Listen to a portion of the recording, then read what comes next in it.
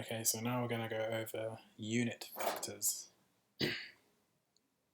And we've already looked over unit vectors slightly when we said I, j, and k are all unit vectors, which means that the length of them is equal to 1. I was the unit vector in the x-plane respectively, so it's 1, 0, 0. It was 1 in the x direction, 0 in the y, 0 in the z.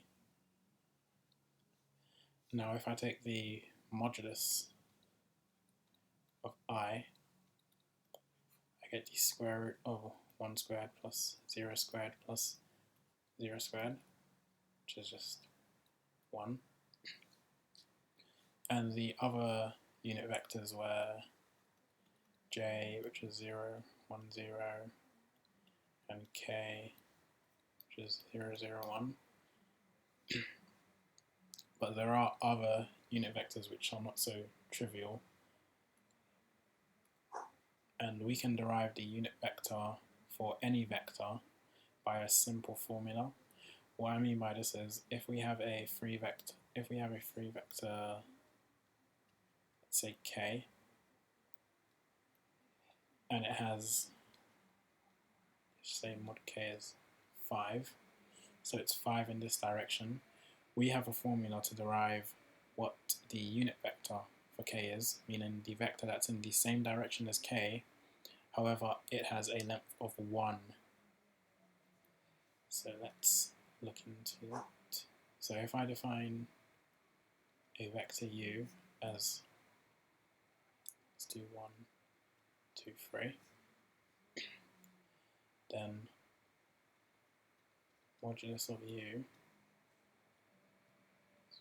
1 squared, 2 squared, 3 squared.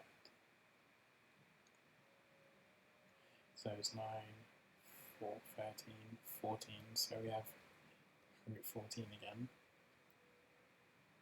So this is not a unit vector since the length of it is not equal to 1. Now in order to get the unit vector, we do 1 over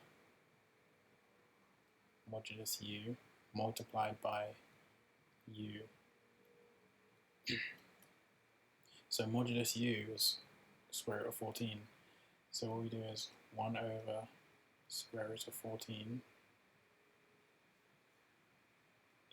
multiplied by 1, 2, 3. So we have 1 by square root of 14, 2 by square root of 14, and 3 by square root of 14.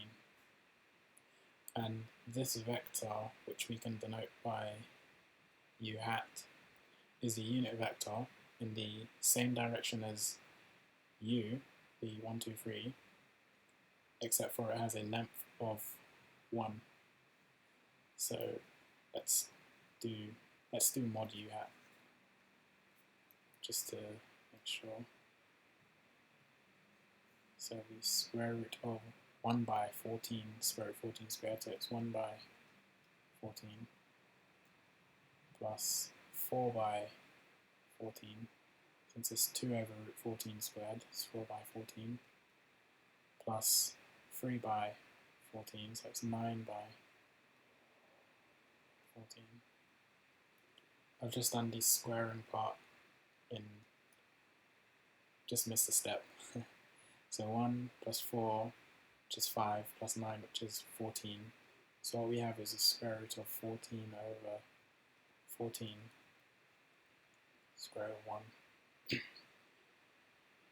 1. And